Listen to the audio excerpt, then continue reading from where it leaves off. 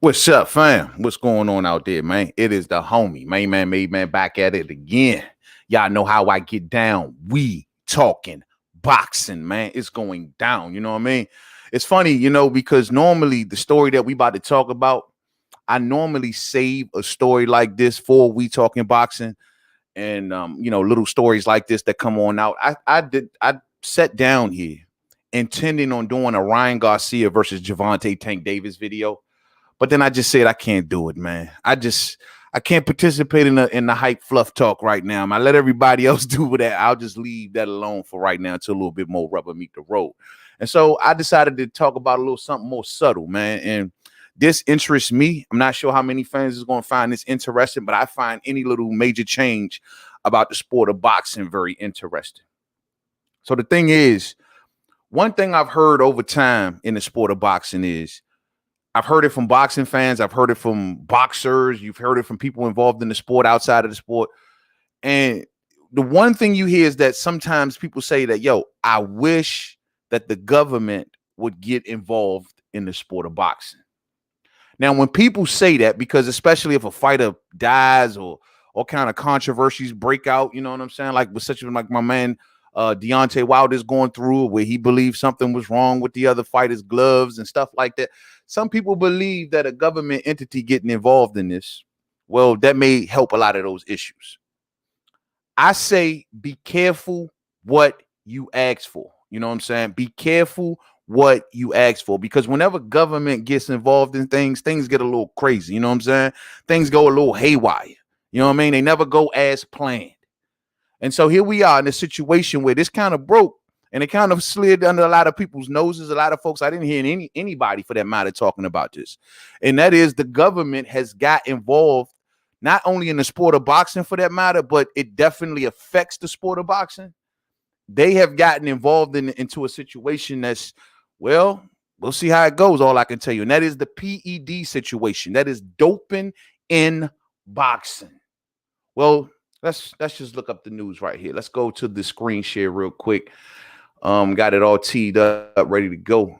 Let's see here. Hold on one second. Let me pull this up. Now, for those who haven't heard, the WBC Clean Boxer program has just recently posted an update. The U.S. Rodchenkov Anti-Doping Act of 2019. This was a law that was signed in December by Donald Trump. This was an act signed into law, should I say, by Donald Trump in December. And what this act entails is it basically literally criminalizes, that's unprecedented, fam, any international doping use. It criminalizes international doping use. And we're going to get into this. So let's read right here on the WBC's website what they say about this, because they are incorporating this into their WBC Clean Boxer program. And it says that we'll start right here. On December 4th, 2020, the U.S. president signed an anti-doping legislation which affects a major international sports competition in all sports, including unarmed combat sports. The Rodchenkov Anti-Doping Act of 2019 criminalizes doping offenses that take place in international competitions. The act defines international competitions as a competition that and they're breaking down what they consider international here, in which one or more United States athletes and 3 or more athletes from other countries participate. So let me stop right there. Damn, that's considered an international event. If you got 1 American athlete and 3 from other countries participate, that's considered an international event. Or B, that is governed by the anti-doping rules and principles of the World Anti-Doping Code, most recently adopted by WADA on March 5th, 2003. So if you follow, that's a broad stroke right there. If your sport is governed by the anti-doping rules of the WADA, of the World Anti-Doping Code, which everyone knows WADA used that. And so that doping code and WADA is so big that they are pretty much global. I mean, they run the Olympics, they run everything. And you got all of these little anti-doping companies under them. in different areas of the world, and they all follow different kind of rules. But they're saying that if any of these areas fall under the World Anti-Doping Code, which is adopted by WADA, which pretty much everywhere that WADA is, you know what I'm saying? If it falls under that code, that's considered an international competition. And C, in which the competition organizer or sanctioning body receives sponsorship, financial support, or compensation for the right to broadcast the competition in the United States. Wow. So if you somewhere in like Spain somewhere, right, and you probably ain't even got no American, athletes involved in that situation, whether they be boxers or whatever, if you broadcast it in America, that falls under these guidelines that are considered an international event and subject to the Rodchenkov Anti-Doping Act of 2019. So with those three categories right there, that's a broad stroke. That's damn near everywhere in the world.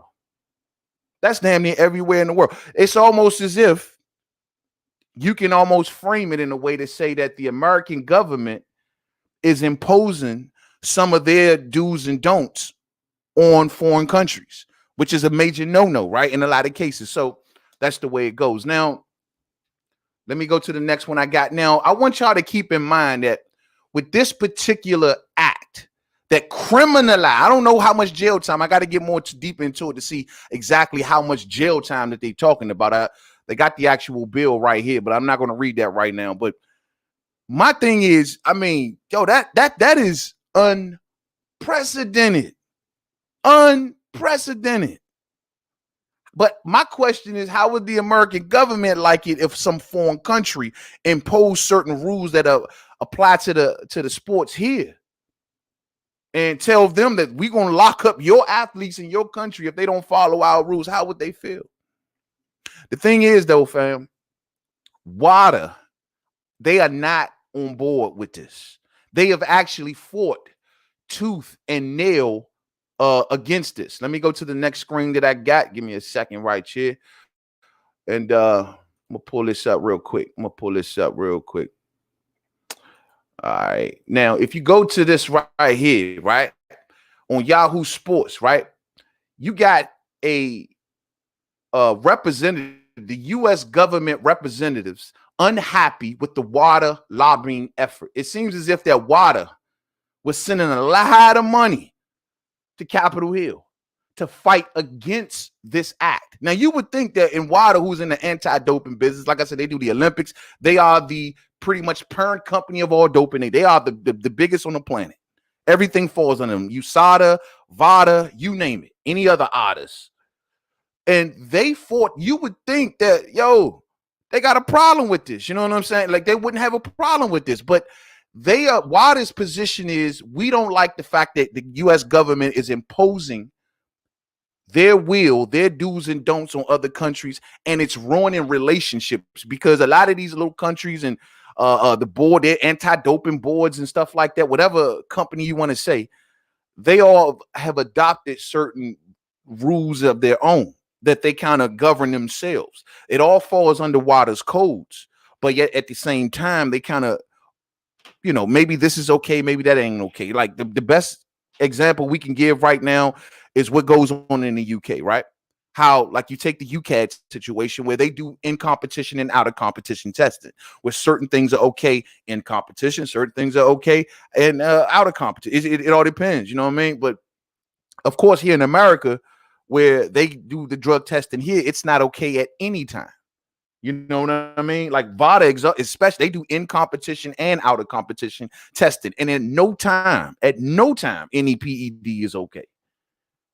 So, every little area got their own little kind of breakdowns. But anyway, WADA, they sent a lot of money, though, to Capitol Hill, man, to fight this thing, man. Let's read some of this article right here, man.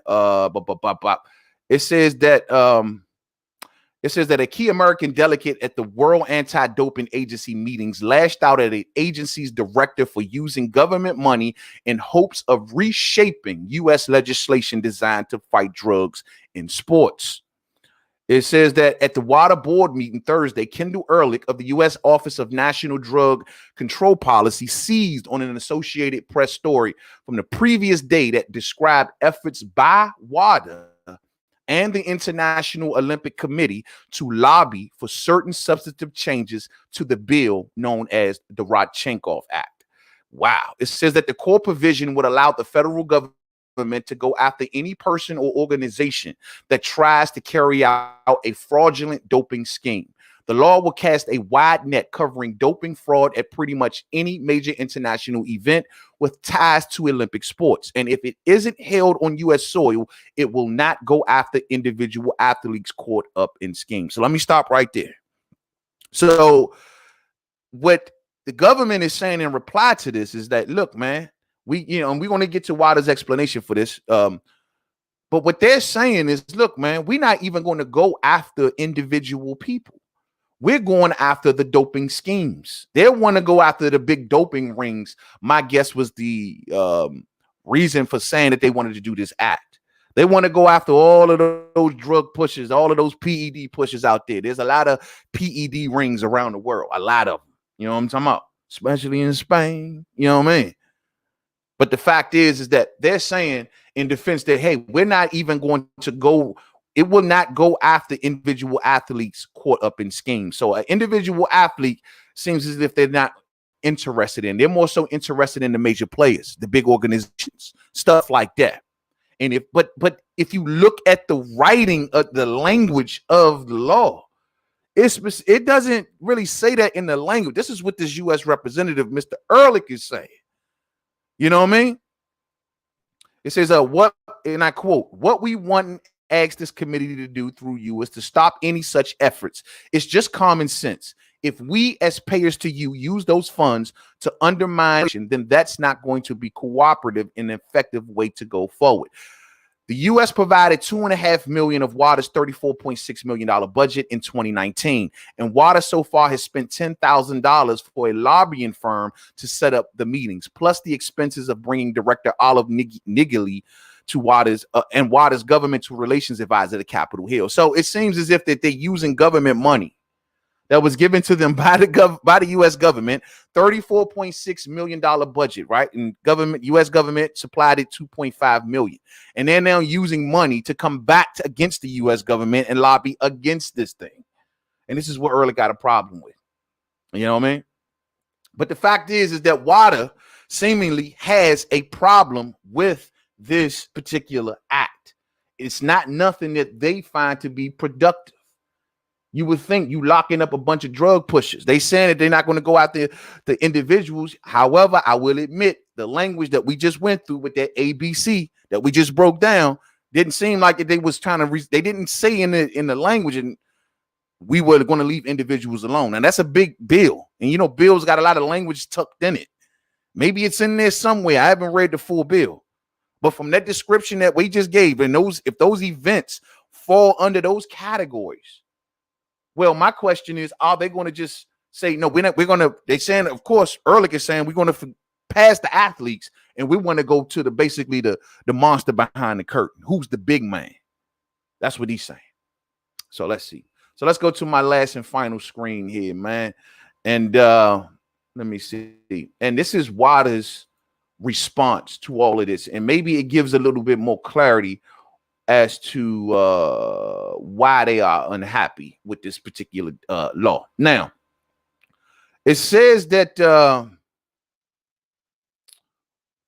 World Anti-Doping Agency, WADA, maintains its concern following yesterday's decision by the United States Senate to pass the Rodchenkov Anti-Doping Act of 2019.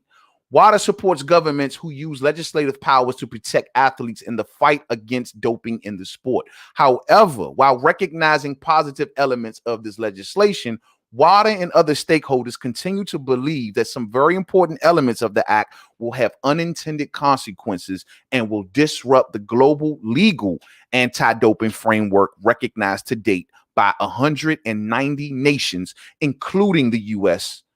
Wow, through the UNESCO International Convention Against Doping in Sport. So let me stop right there. WADA is basically telling everyone that, look, we already kind of got certain things in place.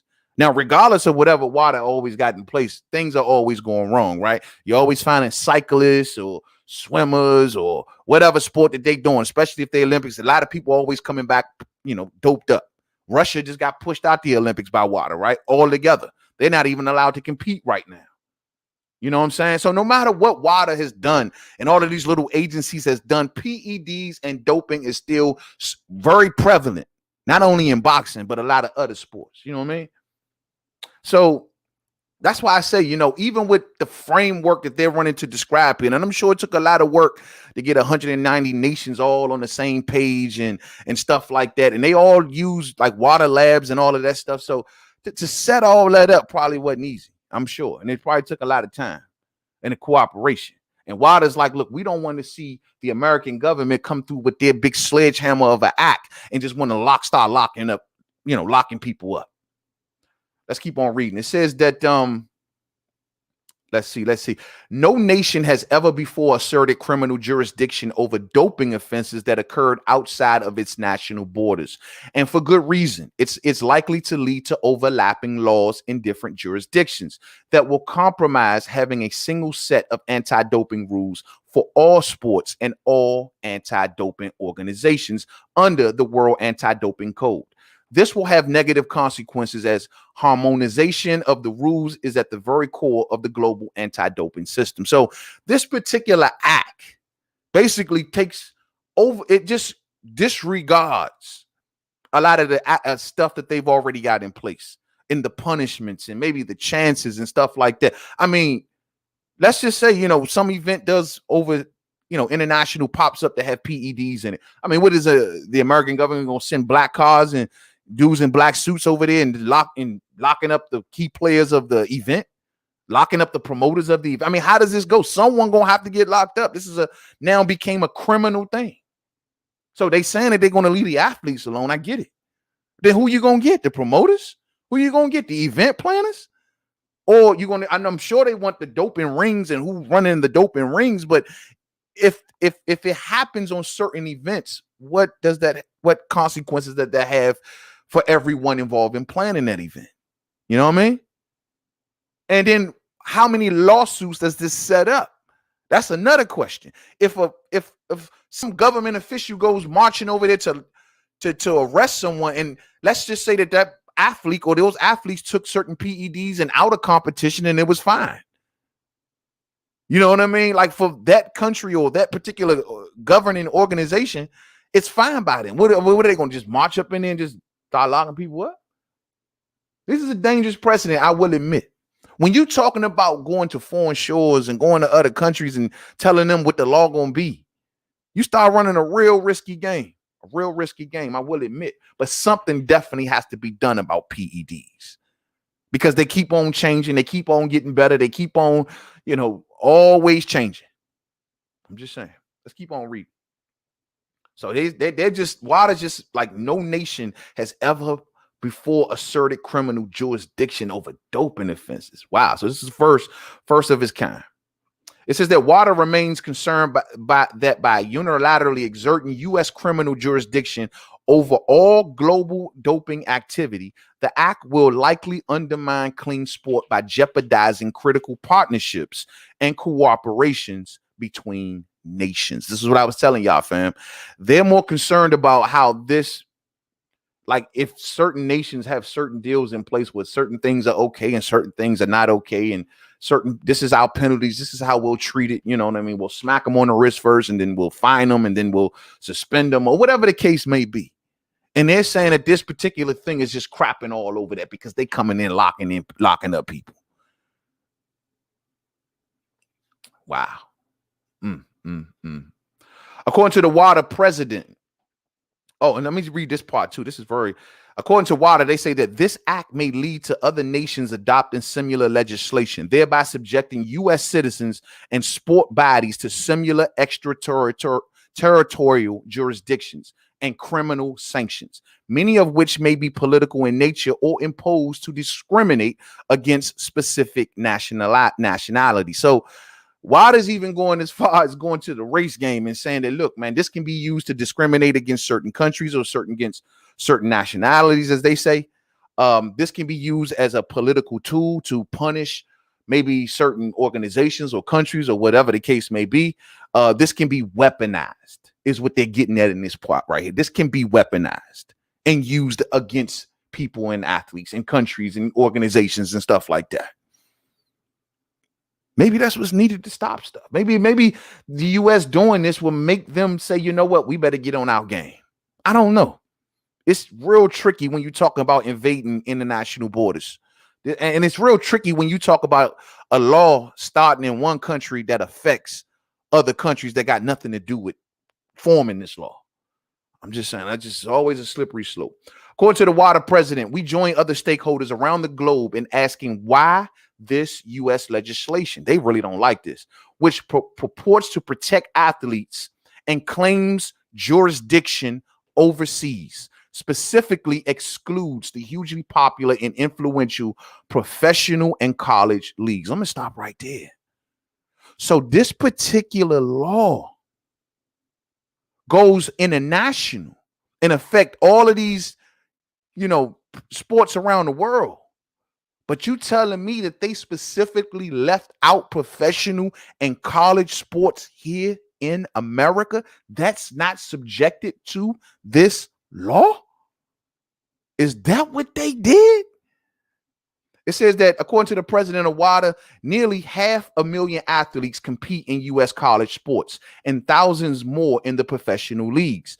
These leagues were originally included in the act, but were subsequently removed without explanation. So this law, this act has no bearings on the athletes here in America. They get the free pass. I guess it ain't that big of an issue here, is it? Wow. And that's what makes this even more real controversial, in my opinion, because you now making laws that affect athletes abroad, but they don't affect the athletes here at home. Why are those, he goes on and says, why are those who surround the athletes in these associations and leagues now exempt from the scope of this legislation? If it is not good enough for American sports, why is it being imposed on the rest of the world? Wow. He goes on and says, while the act was passed without consultation with international anti-doping partners, WADA will seek to work with the U.S. authorities on implementing this legislation to ensure that the global anti-doping system, which has evolved for 20 years in close collaboration with the U.S., is not upended, that WADA's mandated investigative capacity is not diminished, and that the negative impact of this act is minimized, end quote. So WADA's going to they're going to basically bow down because they got no choice. They know that funding is very important. They're going to bow down, but they're going to try to usher this in gently, if you will. And they're going to be monitoring this very, very heavy because they don't want this to allegedly affect their relationships pretty much around the world. And they don't want the relationships between countries and different companies and anti-doping agencies to be ruined by this legislation. This is tricky, man. This is a very, very slippery slope. Hopefully, I'm going to look into more about this. I just caught word on this just now. So I will be looking more, hopefully, to bring more information about this particular act, man. And because I need to know, honestly, I really want to know how much jail time that they talking about giving people. Most importantly, I'm very curious to know that. And I'm also very curious to know how much will this really affect athletes? You see the president of WADA saying that it won't affect athletes. What did he say in his sentence here? Hold on, let me go back to this. Hold on. He said something about that. He says that we join our other stakeholders around the globe in asking why this U.S. legislation, which purports to protect athletes and claims jurisdictions overseas. So we'll see. It's look like a power grab. It does look like a power grab, but something has to be done in the PED world. I mean, I don't know really. I'm going to say that I'm never a fan of no country, even my own country, you know what I'm saying, of invading foreign shores and telling them what to do. I'm not a fan of that at all, but something definitely got to be done by PED. My only hope out of this, I'll say this. I hope that by the United States, at least doing this, and you see WADA kind of bowing down, they're going to have to comply. And I'm sure if WADA complies, that means everyone else is going to comply. My thing is, if they do this, maybe this at least makes these other jurisdictions say, you know what, maybe if we get our act together, we wouldn't have to worry about the United States doing something like this. If we stay on top of this more, if we make sure that these cyclists, especially if you're in combat sports or MMA, boxing, wrestling and stuff like that, we got to make sure that these people are not inventing new things and doing new things, you know, maybe raising the penalties a little harder. We see the penalties here in America and they're jokes. Slaps on the wrist. You see fighters getting six months penalty, 6 months suspensions, yet only doing 3 months or 4 months because they get out for good behavior. Check Billy Joe Saunders. Or maybe not even affecting them all the way at all, because Billy Joe Saunders, though he got found guilty in his situation, he still could have went to the UK and fought. Still could have went and fought with no problem. So, I mean, we'll see, man. Hopefully this changes some things. It's going to kick up dust. It's going to have a lot of people like, we don't like the imposing of rules, but this is the way it is. Let me know what y'all think about this in the comment section. I'm sorry, fam. I know y'all want to probably do the Ryan Garcia Tank thing. We'll probably do something when we talking boxing. Just wasn't feeling that right now. And I'd rather talk about this. So the few people who see this, much love to y'all. Thumb up the video for the homie, man. This to me is just a little bit more interesting because this really affects boxing. And it really affects the PED, you know, situation in boxing too. So pay close attention to this, fam. Much love to y'all all, and I see y'all soon. To the next one. Peace out.